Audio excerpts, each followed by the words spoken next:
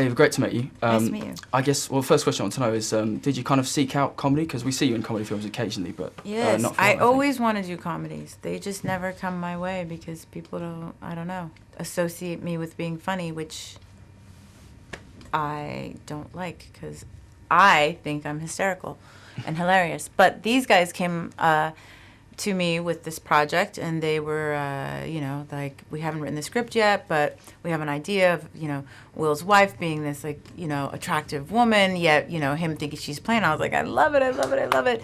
And they wrote this part for me, McKay and Chris Henchy, the other writer. Is it very difficult kind of keeping a straight face and stuff when you're around these guys? 'Cause Oh, they're yeah, funny, aren't they? for sure, for sure. I was definitely unprofessional at times, really losing my marbles.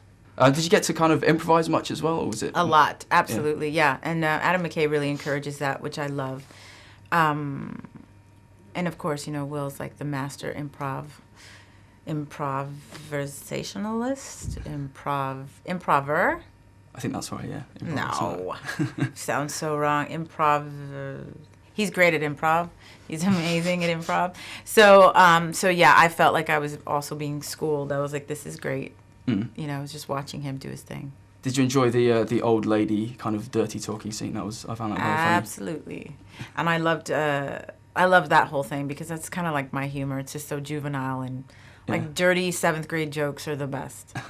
Well, they're not really dirty; they're just really juvenile. I love it.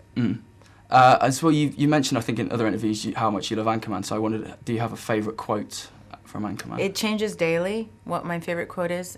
Today, my favorite quote might be, "You're a real hooker, and I'm gonna smack you in public." That's Excellent. a pretty good one for today. It's a good one. Yeah, Feels like London to me, that quote. It does. Yeah. I wouldn't say it though. Walking around would be a bit dodgy. I'll say it. Cool. And there's always kind of talk about Anchorman 2 as well. So if it did happen, would you kind of? Oh, I've angle threatened. straight away I've to get in there? threatened. As much as I love Christina Applegate, she can be in it, but I have to be in it as well. So I've made the proper threats, letting them know that if I'm not a part of that in some way, if that happens, there will be hell to pay. Would you be like a rival news reporter, do you think? I would Or anything? be a custodian. Anything.